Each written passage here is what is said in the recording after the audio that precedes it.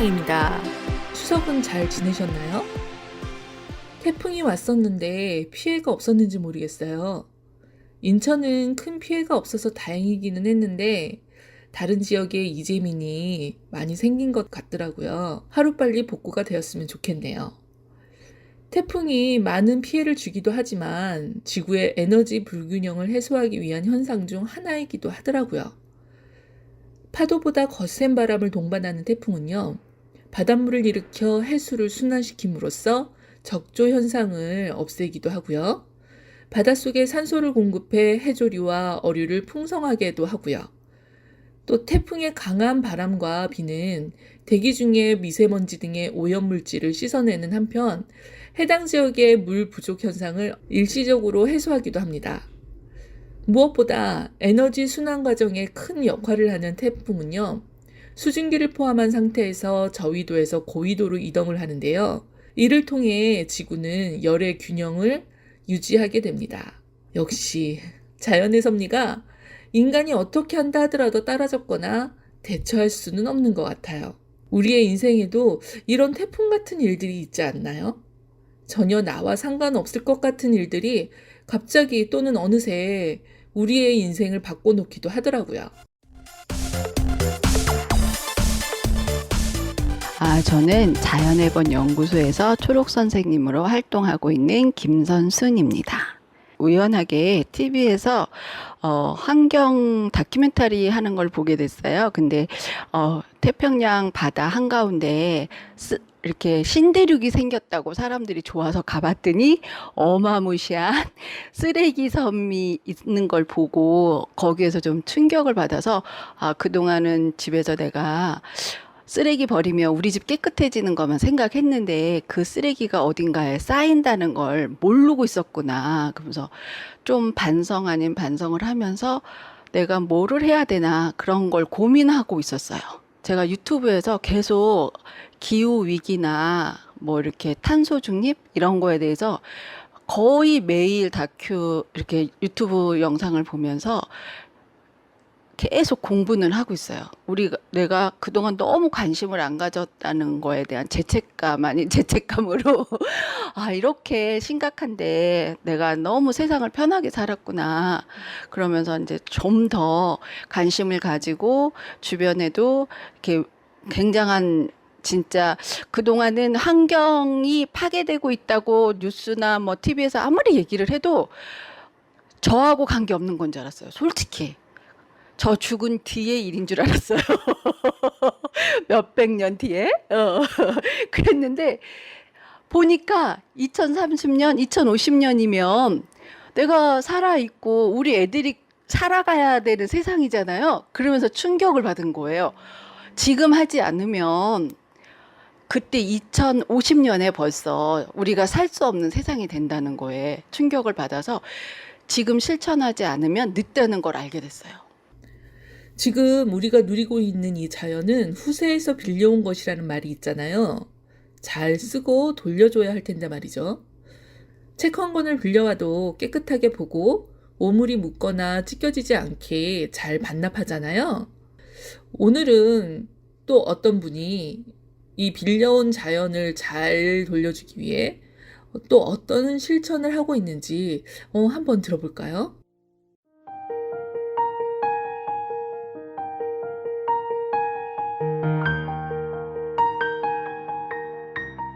주로 제가 일을 하면서 이제 차를 많이 자가용을 많이 이용하는데 일주일에 2번 정도는 지금 버스 대중교통을 이용을 하고 있습니다. 걸어갈 때 좀 힘들고 너무 더워서 힘들긴 하지만 집에 오면 그래도 뿌듯한 기름값 요즘같이 기름값 비싼데 기름값도 절약을 했다 이런 생각을 하면서 열심히 환경에 대한 그 경각심을 갖고 열심히 노력하겠습니다. 요즘 다시 집에서 쓰레기 분리 배출에 신경을 많이 쓰고 있어요. 비우고 헹구고 분류하고 썩지 않게 버린다는 비행 분석을 실천하는데 바쁠 땐 번거롭다는 생각이 많이 들기도 해요. 비닐팩은 가능하면 사용하지 않으려고 하는데 아직은 사용하게 되는 것 같아요. 집에서는 사용 안 할 수 있는데 밖으로 나갈 때 위생상 사용하게 되는 것 같아요. 장바구니 이용을 통해 비닐봉투 사용은 줄었지만 여전히 물건을 구입하게 되면 비닐이나 스티로폼, 포장 플라스틱 등이 많이 발생하고 있는 상태라 여전히 플라스틱 쓰레기 문제는 대략 난감입니다. 어렵지 않죠? 우리가 이미 많이 하고 있는 것들이기도 하고요. 이런 작은 것들 하나하나가 환경을 위한 우리의 실천인 것 같습니다. 열심히 동참해주고 계신 하화용님과 전운승님의 환경을 위한 실천에 대해 한번 들어봤습니다. 네네, 그 아가들 거는 새 거야. 어른들 거는 조금 있던 거고. 지난 2년 동안 코로나로 인해 중단되었던 축제들이 재개를 하고 있습니다. 제가 사는 주안 일동에도 동축제가 있었어요. 주민들로부터 헌옷이나 새거지만 쓰지 않는 물건들을 기증받아서 1,000원에 팔았었거든요. 근데 생각보다 많이 팔리더라고요. 아이 옷은 주로 계절이 바뀔 때마다 사는 편이고, 그리고 필요한 것은 그때그때 사는 편이에요. 그다음 아이가 다 입은 옷은 뭐 친척들, 동생 애들 있으니까 동생들한테 물려주는 편이에요. 환절기 되면 옷을 사는 편이에요. 아이들 옷을 작아지면 아는 사람 주거나 아니면 그냥 버리기도 해요. 여름 되기 전이랑 이렇게 겨울 되기 전, 그러니까 날씨가 바뀔 때마다 사는 것 같아요. 계절이 변할 때마다 구입을 하신다는 거죠. 그럼 그렇게 옷을 구입을 할 때는 대략 몇 벌 정도 구입을 하세요? 한 번에 몰아서 하는 편이라서 한 4-5벌 정도 되는 것 같아요. 예, 그러면은 그렇게 다 입고 나서 계절이 바뀔 때 이렇게 또 옷을 살 때 그 헌옷은 어떻게 처리를 하시나요? 묵혀두거나 아니면은 그냥 바로 버리는 편이에요. 네, 묵혀두거나 바로 버리는 것. 혹시 이렇게 아나바다 같은 걸로 누군가에게 주거나 그렇게 하신 적은 없을까요? 사촌 동생한테 좀 줬던 것 같아요. 주민 몇 분에게 인터뷰를 해봤습니다. 수고해주신 김문자님께 감사드립니다. 아끼고 나눠 쓰고 바꿔 쓰고 다시 쓰고의 첫 글자만 따서 부르는 아나바다라고 하죠. 원래는 불필요하게 낭비하지 말고 재활용할 수 있는 것을 버리지 말고 다시 사용하자는 IMF 때 정부 주도로 했던 캠페인이었다고 합니다. 저희 인천 남동구가 전국적으로 유명했다고 하더라고요. 근데 이게 요즘은 제로웨이스트 운동의 일환으로 하는 환경운동으로도 또 발전이 된 것 같아요. 여러분은 1년이면 옷을 몇 번이나 사시나요? 몇 벌이나 될까요?